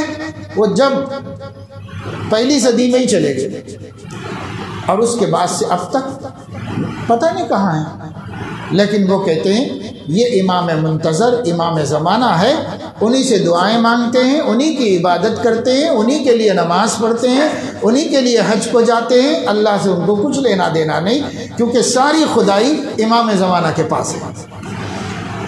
تو ایسے لوگ ہیں، اپنے کو مسلمان کہتے ہیں۔ ٹھیک ہے بھائی، ہماری بھی کیا لڑائی ہو ان سے، ہر کوئی کچھ بھی کہتا ہے اپنے کو، قادیانی بھی اپنے ہی کو حق پہ کہتے ہیں، تو کوئی بھی کچھ بھی کہہ لے، ہم کو کیا جھگڑا ہے؟ البتہ ہمیں اپنا دین سیکھنا ہے، اپنا دین سکھانا ہے، اپنا عقیدہ بتانا ہے، اور اپنے عقیدے کو بتانے کے لیے دوسروں کے عقیدے بھی بتانا پڑے گا، تب جا کر آپ کو سمجھ میں آئے گا کہ یہ غلط عقیدے پہ ہے۔ اپنا عقیدہ تو جاننا ہی ہے، اپنے سماج میں جو غلط لوگ ہیں ان کے عقیدے بھی جاننا مسلمانوں کے لیے دین کی حفاظت کے واسطے ضروری ہے۔ یہی کام تحفظ ختم نبوت کے جیالے پھر کے گھوم کے جا کر لوگوں کو بتاتے ہیں، کرتے ہیں، اور سکھاتے ہیں اور دکھاتے ہیں، دیکھو بھائی ہمارا عقیدہ یہ ہے، سامنے والے کا یہ ہے، آپ ہی ملا کے دیکھ لو صحیح عقیدہ کون سا، غلط عقیدہ کون سا ہے۔ یہ دونوں باتیں بتا کر، دلائل سے، ثبوت سے بتا کر کے کرتے ہیں۔ اب انہوں نے اپنے جو عقیدے گڑے ہیں، الامان الحفیظ، شیعوں کا ماننا یہ ہے کہ اس دنیا کے سب سے بڑے ظالم، سب سے بڑے کافر، یہودیوں اور عیسائیوں سے بھی بڑے کافر اگر کوئی ہے تو وہ ابو بکر اور عمر ہے۔ یہ سب سے بڑے کافر ہیں اس دنیا میں۔ اور یہ خمینی ایک بہت بڑے عالم گزرے ہیں شیعوں کے، انہوں نے ایک کتاب لکھی ہے، اس کتاب میں یہ لکھتے ہیں کہ جب مومنین کا غلبہ ہو جائے گا، مومن وہ اپنے آپ کو کہتے ہیں، ہم لوگوں کو مسلم کہتے ہیں، اپنے آپ کو مومن کہتے ہیں، تو لکھتے ہیں کہ جب مومنین کا غلبہ ہو جائے گا اور خیبر ہمارے ہاتھ میں آ جائے گا تو ہم مومنین مدینہ منورہ میں سب سے پہلے روضہ رسول کو کھول کر اس میں سے دنیا کے سب سے بڑے کافروں کو باہر نکالیں گے، اور ابو بکر عمر کی لاشوں پر سے کفن نکال کے ننگا کر دیں گے، اور ان دونوں کو کھجور کی جھاڑ پر لٹکائیں گے سولی پر، اور سب مومنین نیزے مار کے، تیرے مار کے ان کے جسم کو چھلنی کر دیں گے۔ اس کے بعد وہ دونوں کی لاشوں کو جلا کر راکھ بنا دیں گے، اور وہ راکھ کو سمندر میں پھینکنے کے بعد یہ زمین پاک ہوگی، تب ہم زمین پر سجدہ کریں گے، اور اس سے پہلے سجدہ نہیں کریں گے۔ یہ ایک بہت بڑے قریب زمانے میں گزرے ہوئے ان کے امام آیت اللہ حجت اللہ خمینی کا عقیدہ ہے، جو اس نے اپنی کتاب میں لکھا ہے۔ یہ سب امامیہ اثنا عشریہ کا عقیدہ ہے۔ جب تک ابو بکر عمر زمین میں دفن ہے، زمین نماز پڑھنے کے قابل نہیں، کیونکہ ناپاک ہو گئی ہے زمین، اس لیے اس پہ نماز نہیں پڑھ سکتے۔ تو کیسے پڑھیں گے؟ کہاں پڑھیں گے؟ تو کربلا کی مٹی لے کر چونکہ وہاں پر خون حسین ہے، اس وجہ سے کربلا کی مٹی اتنے ٹکیا جیب میں رکھیں گے۔ اگر کہیں اتفاق سے سنی مسجد میں بھی چلے جائیں گے، جیب میں سے نکال کے سامنے رکھ کے پیشانی اس پر ٹیکیں گے، زمین پر نہیں ٹیکیں گے، کیونکہ زمین ناپاک ہے۔ مدینہ منورہ میں 40% شیعہ رہتے ہیں۔ شیعہ نماز پڑھنے مسجد نبوی بھی آتے ہیں، تھوڑے زیادہ متشدد بھی نہیں ہے، لیکن اس کے باوجود ان کے پاس ایک چھوٹی سی چٹائی ہوتی ہے، وہ اپنی چٹائی بچھا کر اس پر پڑھتے ہیں، کیونکہ وہ کربلا کی درختوں کی بنی ہوئی چٹائی ہے، اس واسطے وہ پاک ہے اور کوئی پاک نہیں، کیونکہ ابو بکر دفن ہے۔ لا حول ولا قوت الا باللہ العلی العظیم۔ سارا قرآن صحابہ کی شان بیان کرتا ہے، ان کی عزت و عظمت کو بیان کرتا ہے۔ اللہ فرمان ہے جو لوگ فتح مکہ سے پہلے مسلمان ہوئے اور جو لوگ فتح مکہ کے بعد مسلمان ہوئے، دونوں میں تھوڑا فرق ہے۔ وہ یہ ہے کہ مشکل زمانے میں جو نبی کے اوپر ایمان لائے ان کا مرتبہ اونچا ہے، اور جب نبی غالب ہو گئے، فتح ہو گیا مکہ، دشمن نہیں باقی رہے، تب جو لوگ ایمان لائے وہ بھی صحابہ ہیں لیکن ان سے مرتبے میں کچھ کم ہے۔ اس کے بعد اللہ نے فرمایا وَكُلًّا وَعَدَ اللَّهُ الْحُسْنَى، چاہے وہ لوگ ہوں چاہے یہ لوگ ہوں، ہر صحابی کا ہم نے جنت کا وعدہ کر دیا ہے۔ الحسنہ جنت کو کہتے ہیں۔ كُلًّا وَعَدَ اللَّهُ الْحُسْنَى، ہم نے سب سے، تمام صحابہ سے جنت کا وعدہ کر لیا ہے۔ سب کے لیے جنت ہے، کسی کے لیے دوزخ نہیں۔ اور جب اللہ نے یہاں پر فرمایا کہ کُلًّا وعد اللہ الحسنى، تو ایک بات طے ہو گئی کہ تمام صحابہ جو ہیں ان کے لیے جنت کا وعدہ اللہ نے کیا۔ اور اللہ کون ہے؟ لا یخلف المیعاد، اپنے وعدے کے خلاف نہیں کرتا اللہ، جو وعدہ کرتا ہے پورا کر دیتا ہے اللہ رب العزت۔ اور دوسری جگہ فرمایا ان الذین سبقت لہم منا الحسنى اولئک عنہا مبعدون، جو لوگ جن لوگوں سے الحسنہ یعنی جنت کا وعدہ کر لیا گیا ہے، یہ لوگ جہنم سے بچا لیے گئے ہیں۔ اولئک عنہا مبعدون، یہ جہنم سے بچا لیے گئے ہیں، کیونکہ اس سے پہلے جہنم کا ذکر ہے، اس لیے عنہا یعنی عن الجہنم، جہنم سے بچا لیے گئے ہیں یہ سب لوگ۔ اور لا يحزنهم الفزع الاکبر، قیامت کے دن سب کے قلوب دہشت سے گھبرا رہے ہوں گے لیکن صحابہ کے نہیں گھبرا رہے۔ لا يحزنهم الفزع الاکبر وتتلقاهم الملائکہ، فرشتے ان سے مل رہے ہوں گے اور مل کے کہہ رہے ہوں گے محشر میں آپ پریشان نہ ہوں، آپ کو ڈرنے کی کوئی ضرورت نہیں ہے، آج ہی کا دن ہے جو آپ کے وعدے پورے کیے جا رہے ہیں، آج ہی آپ کو جنت ملنے والی ہے، پریشان نہ ہوں آپ لوگ۔ تو فرشتے آ کے تسلی دے رہے ہوں گے صحابہ کرام کو۔ یہ صحابہ کی شان ہے، کسی کو حاصل نہیں۔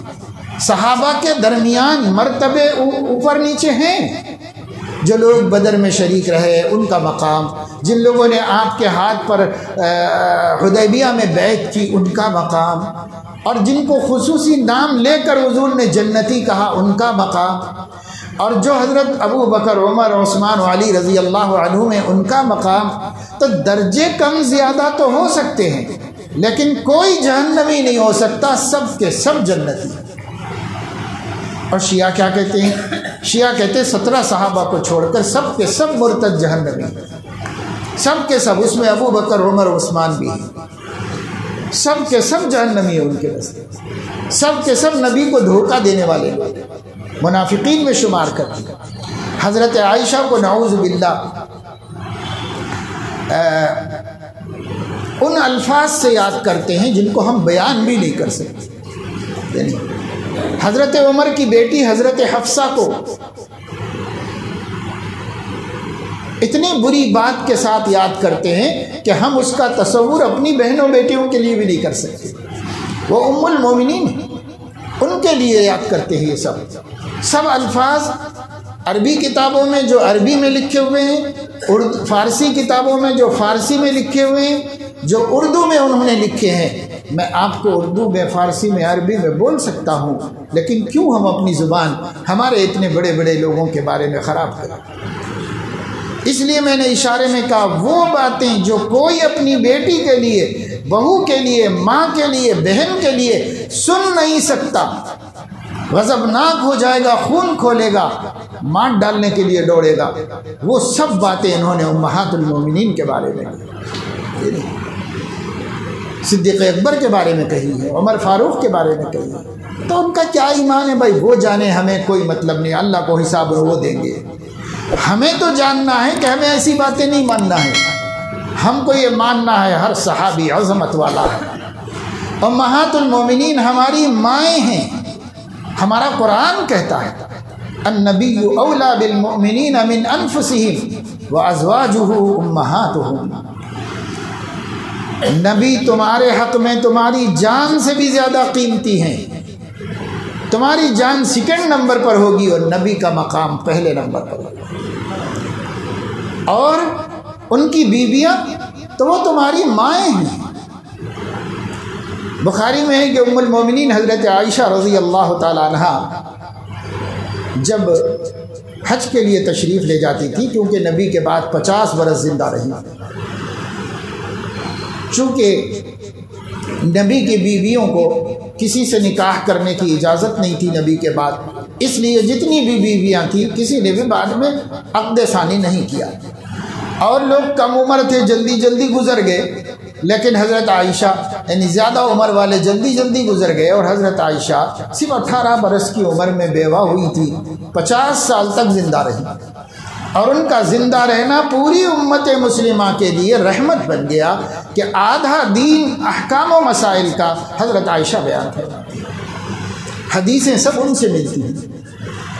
تو حضرت عائشہ جب حج کے لیے جاتی تھی تو نماز پوری پڑھتی تھی، حالانکہ مدینے سے مکہ پہنچنے والا مسافر ہو گیا، اور مسافر کو نماز قصر کرنا چاہیے، ظہر عصر اور عشاء کو 2 ہی رکعت پڑھنا چاہیے، لیکن حضرت عائشہ رضی اللہ تعالیٰ عنہ نہیں پڑھتی، پوری نماز پڑھتی۔ کسی نے ان سے پوچھا کہ آپ پوری نماز پڑھتی ہیں؟ تو حضرت عائشہ نے فرمایا میں جہاں بھی جاتی ہوں میرے بیٹوں کے گھر ہیں، میں مسافر کیسے ہوتی ہوں، میں اپنے بچوں کے گھر میں جا کے مقیم ہو جاتی ہوں، اس لیے پوری نماز پڑھتی ہوں۔ تو حضرت عائشہ رضی اللہ تعالی عنہا میں بتا رہا ہوں کہ کس طرح انہوں نے اپنے ماں ہونے کے تصور کو برقرار رکھا، کیسے وَأَزْوَاجُهُ أُمَّهَاتُهُمْ قرآن کہہ رہا ہے کہ ان کی بیویاں جو ہیں وہ مسلمانوں کی مائیں ہیں۔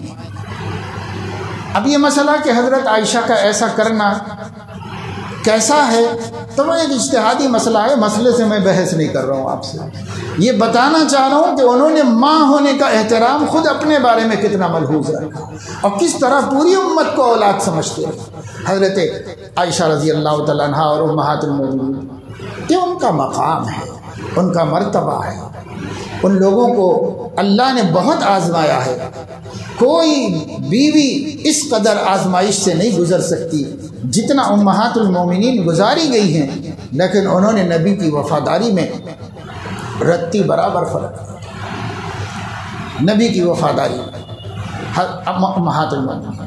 ایک مرتبہ ایسا ہوا کہ حضور علیہ السلام کے پاس بہت مال آ گیا،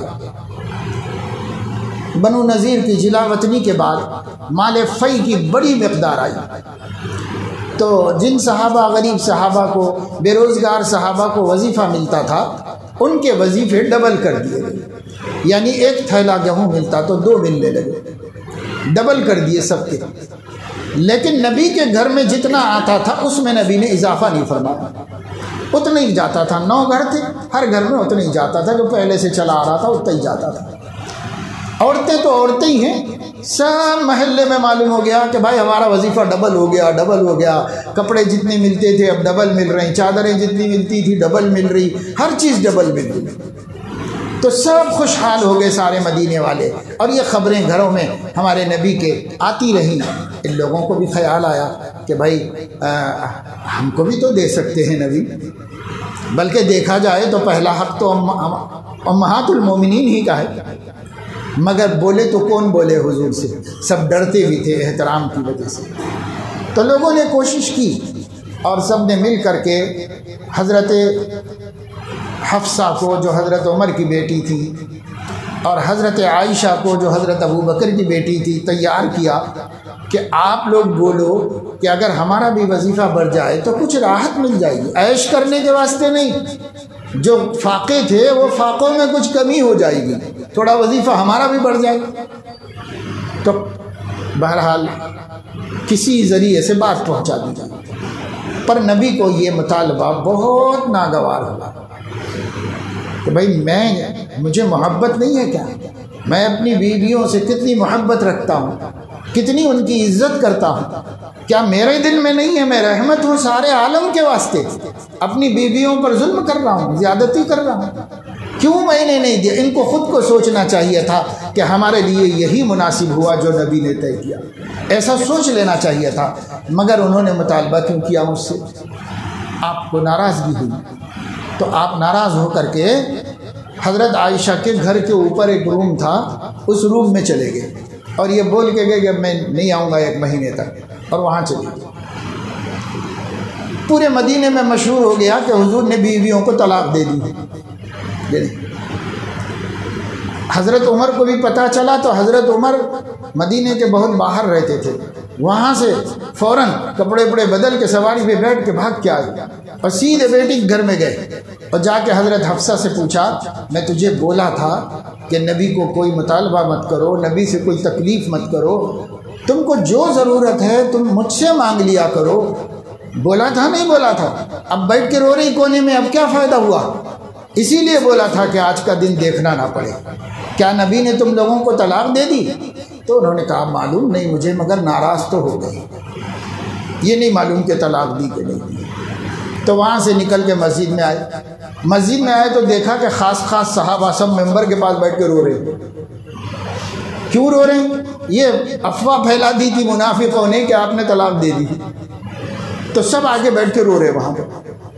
تو حضرت عمر حضور کے خادم سے کہنے لگے ذرا میرے اجازت دلا دو بھائی، ملنا چاہ رہا ہوں۔ تو گئے تو حضور نے کچھ نہیں جواب دیا، خاموش تھے۔ واپس آ کے انہوں نے کہا، کچھ بھی نہیں کہا حضور نے۔ تو حضرت عمر مسجد میں آئے، وہ رونے والوں کے ساتھ بیٹھ کے رونا شروع کر دیا۔ یہ محبت کی باتیں ہوتی ہیں، وجہ کچھ نہیں، آ کے بیٹھ کے رونا شروع کر دیا سب کے ساتھ۔ پھر تھوڑی دیر کے بعد گئے، میری ذرا اجازت لے بھائی میں ملنا چاہ رہا ہوں۔ تو پھر انہوں نے کہا کچھ نہیں بول رہے ہیں، پھر آگے بیٹھ کے رونا شروع کیا۔ پھر تیسری مرتبہ گئے تو انہوں نے جواب لایا کہ آنے کی اجازت مل گئی، جا سکتے ہیں۔ تو وہ چڑھ کے اوپر گئے، جاتے ہی حضور علیہ الصلوۃ والسلام سے انہوں نے کہا یا رسول اللہ، ہم لوگ جب تک مکے میں تھے ہماری عورتیں ہم لوگوں سے ڈرتی تھیں، اور جب سے ہم لوگ مدینے میں آ گئے ہیں کہ مدینے کی عورتوں کو دیکھ کر ہماری عورتوں کو بھی جرأت ہو گئی ہے۔ بس یہ بول کے بولے حضرت عمر حضور صلی اللہ علیہ وسلم کے سامنے۔ جیسے ہی آپ نے یہ بات بولی حضور علیہ السلام کو ایک دم ہنسی آ گئی، آپ ہنس دیے تو حضرت عمر کا کلیجہ ٹھنڈا ہوا کہ بھائی میں ہنسا تو دیا حضور علیہ السلام کو، اس کے بعد بات کریں گے۔ پوچھا کیا آپ نے بیویوں کو طلاق دے دی؟ تو کہا نہیں دیا، طلاق نہیں دیا، بس ناراضگی کا اظہار کر رہا ہوں، طلاق کسی کو بھی نہیں دیا۔ تو فوراً اللہ اکبر کا نعرہ بلند کیا اور نیچے آ کے مسجد میں اعلان کیا کہ بھائی یہ سب غلط افواہ ہے، کسی کو بھی طلاق نہیں دی گئی۔ پھر اللہ رب العزت نے وہی نازل فرمائی اور اس میں فرمایا یا ایھا النبی قل لازواجک ان کنتن تردن الحیاۃ الدنیا وزینتها فتعالین امتعکن واسرحکن سراحا جمیلا وَإِن كُنتُنَّ تُرِدْنَ اللَّهَ وَرَسُولَهُ وَالدَّارَ الْآخِرَةَ فَإِنَّ اللَّهَ أَعَدَّ لِلْمُحْسِنَاتِ مِنكُنَّ أَجْرًا عَظِيمًا۔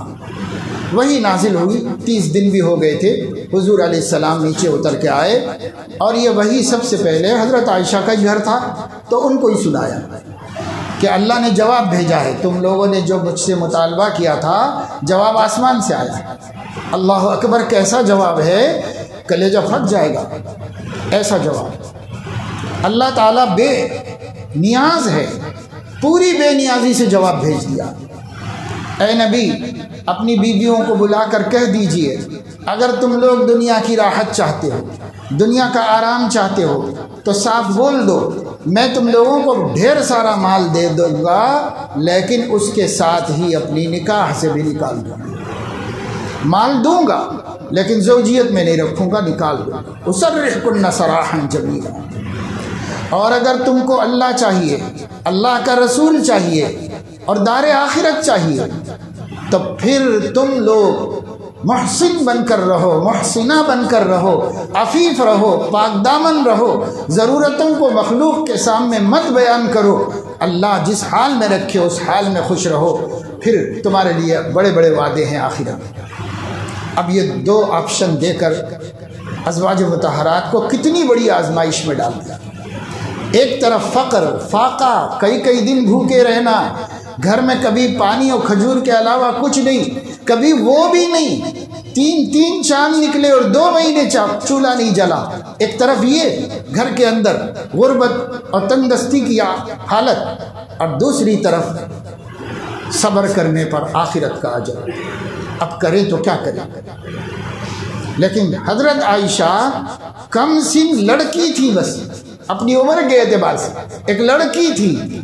جیسے ہی حضور نے پوری آیت مکمل کر لی، پہلے ہی فرما دیا تھا کہ آیت سننے سے پہلے مشورہ دیا تھا، تمہاری عمر کم ہے، سمجھ کم ہے، تم اپنے والدین سے مشورہ کرنے کے بعد جواب دینا، فوراً جواب نہیں دینا مجھے. یہ پہلے ہی سکھا دیا تھا حضور نے. اور اس کے بعد آیت سنائی. آیت سنتے ہی حضرت عائشہ نے برجستہ کہا، اس میں والدین سے کیا مشورہ کرنا ہے؟ یہ طے ہے ہمیں جو حالت بھی پیش آ جائے گوارا ہے، پر آپ کی زوجیت سے نکلنا برداشت نہیں. یہ طے ہے، اس کے لیے کیا اماں ابا سے پوچھوں میں؟ یہ تو ہماری عزت ہے، ہمارا شرف ہے، یہ ہم کسی صورت میں نہیں چھوڑیں گے. پھر یہ بات دوسری، تیسری، چوتھی تمام بیویوں کے پاس گئے. ہر بیوی کا جواب یہی تھا. آپ اندازہ کریں کیا محبت تھی نبی کی، اور کیا اعتماد تھا آخرت پر، اور کیسا یقین تھا، کیسا ایمان تھا. آج ان کو گالیاں دی جا رہی ہیں اور اسے ایمان کہا جا رہا ہے اور اسے اپنا مذہب بتایا جا رہا ہے. تو تف ہے ایسے مذہب کے اوپر.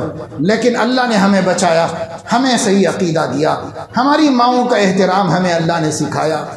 بہت دن پہلے کی بات ہے، کئی برس پہلے کی، حیدرآباد میں محرم کا مہینہ شروع ہوا تو ایک محلے میں، مسلم آبادی کے ایک محلے میں، جہاں روافظ بھی، شیعہ بھی ہیں، سنی بھی ہیں پرانے زمانے سے، ایسے محلے میں صبح صبح کچھ لوگوں نے دیکھا کہ ایک کتیا وہ پھر رہی ہے محلے میں، اور اس کے گلے میں ایک کارڈ بنا کر ڈالا گیا ہے، اس پر عائشہ لکھا، اس پر عائشہ لکھا. حضرت مولانا عاقل صاحب رحمۃ اللہ علیہ حیات تھے، انہوں نے پورے شہر کو ہلا دیا اس طرح، اور معافی مانگنے کے لیے روافظ کے ائمہ، ان کے مجتہدین نے عام اعلان کیا. پتہ نہیں کس نے کیا ہے، ہم لوگوں نے نہیں کیا، ہم اس سے سنیوں سے معذرت چاہتے. اگر مولانا جیسی اس وقت کی جو قاہرانہ طاقت تھی نہ ہوتی تو اور لوگوں کی اتنی ہمت نہیں تھی کہ وہ شہر کو ہلا دیتے، اتنی ہمت نہیں تھی. اللہ کا کرم تھا، ایک عظیم المرتبہ شخصیت تھی. ان کے وصال کے بعد ہم جیسے لوگوں نے جو کافی کام کر چکے تھے، بلکہ مولانا سے ہم ملنے گئے آخری رات کو کہ حضرت ہر جگہ آپ کی کمی محسوس ہو رہی ہے، تو فرمایا اب آپ لوگ ہیں نا میاں، اس لیے. اور صبح کو انتقال ہو گیا تھا. اس کے باوجود ان کے انتقال کی خبر سن کر دھیان میں یہ آیا کہ اب ہم علماء کے سر پہ سے سایہ اٹھ گیا. اللہ نے ان کو ایک مقام دیا تھا. ایک غیر معمولی محسن شخصیت ہے دکن کے علاقے، غیر معمولی محسن شخصیت، اللہ جزائے خیر عطا فرمائے. تو خیر میں آپ کو یہ بتا رہا ہوں کہ ایسے دلوں میں بھرا ہوا ہے ان کو. اور ایک اس سے بھی پہلے زمانے کی بات ہے، ایک بہت بڑی درگاہ کے مجاور ہیں، لیکن عقیدے کے اعتبار سے شیعہ ہیں. ان کے دادا کے بارے میں کتابوں میں لکھا ہوا ہے، تاریخ میں، کہ ان کے دادا نے گھوڑے پر بیٹھ کر کے دو طرف گھوڑے کے اشرفیوں کی 2 تھیلیاں لٹکا کر کے پورے محلے میں گھوم کے اعلان کیا کہ اگر کوئی عائشہ کا ایمان ثابت کر دے تو یہ اشرفیاں اس کو دے دیں. ایسے دلوں میں غضب غیظ ہمارے صحابہ کے لیے جو بھرے ہوئے ہیں. ہم مسلمان محرم سفر میں ان کے ہر کام میں جا کے شریک ہوتے. کتنے ہیں بھائی کسی بھی علاقے میں شیعہ؟ حیدرآباد میں کتنے ہیں؟ اتنے. لیکن جو جلوس جاتا ہے اس میں کتنے ہوتے ہیں؟ 10% روافظ ہوتے ہیں تو 90% سنی ہوتے ہیں اس کے. اور اللہ کے نبی نے کیا بتایا وہ بھی سن لو. اللہ کے نبی نے فرمایا من کسر سواد قوم فہو منہم، جو کسی کی گیدرنگ میں اضافہ کرے گا اس کو قیامت میں انہی کے ساتھ اٹھایا جائے گا. یہ ہماری عورتیں.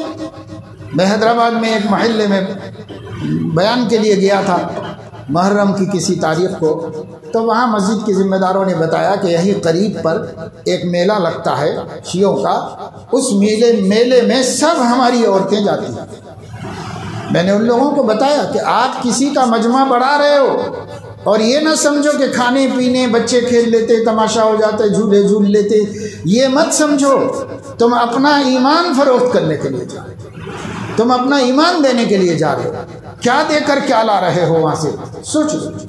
اگر کسی بچے کے ہاتھ میں سے 1000 روپے کی نوٹ لے کر کے کوئی بسکٹ کا ایک ٹکڑا دے دے تو بچہ نادانی کی وجہ سے خوشی سے لے لے گا، لیکن اسے نہیں معلوم کہ اس 1000 روپے میں وہ کتنے بسکٹ کے پیکٹ لا سکتا ہے، بڑے بڑے بنڈل لا سکتا ہے، اسے نہیں معلوم.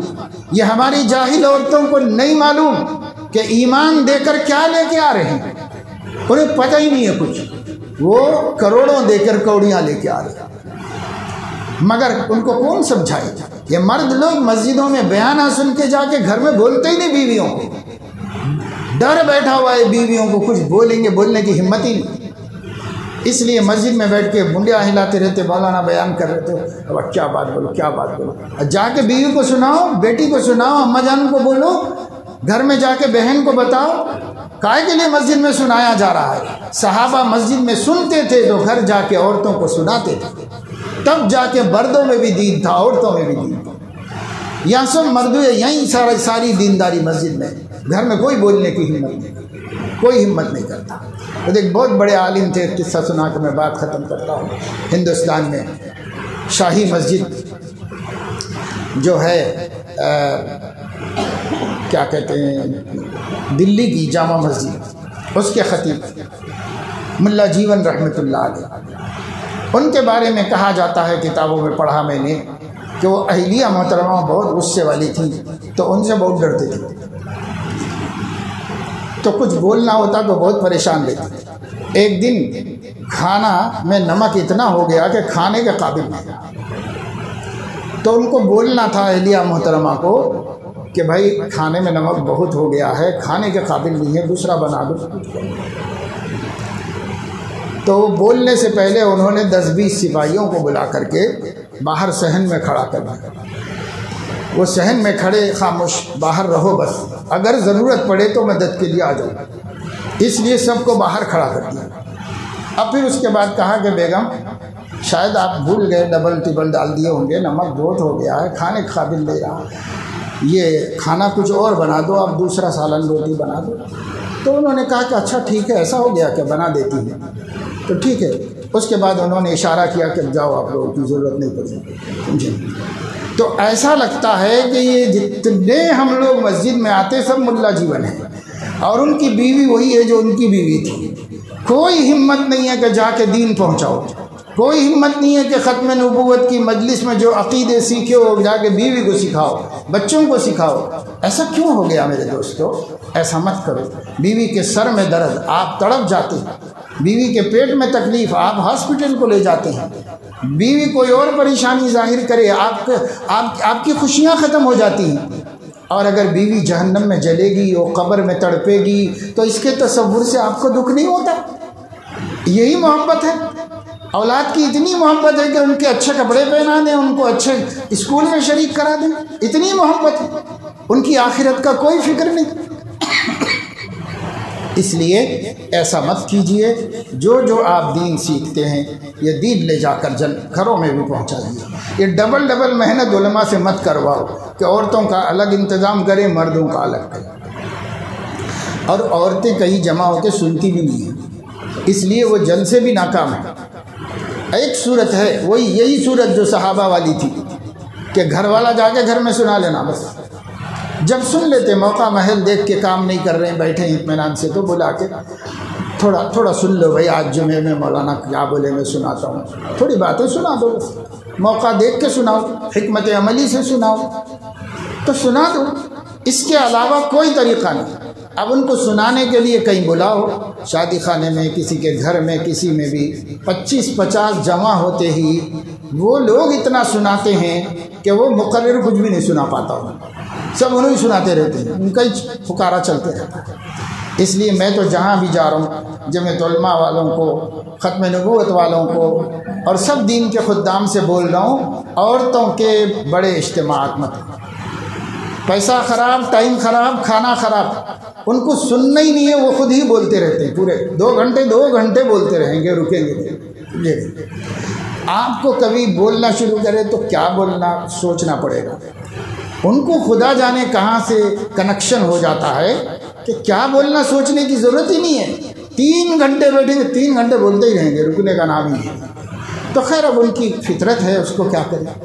میں یہ کہتا ہوں چھوٹے چھوٹے اجتماع عورتوں کے، بس 5 گھر کی عورتوں کو ایک گھر میں جوڑ کے وہاں دین سکھا دو، اور آدھے گھنٹہ بس، اور اس گھر میں کچھ کھاؤ پیو نہیں، جانے والا مقرر، اس واسطے کہ چائے پلانے، گھر والے چائے بناتے رہتے ہیں اور باقی باہر والے سن کے چلے جاتے ہیں۔ گھر والے ہی نہیں سنتے جس کے گھر میں رکھا گیا، کیونکہ انہوں چائے بنانا، پلانا ہے، بسکٹاں جمانا ہے، اس میں ہی رہتے ہیں۔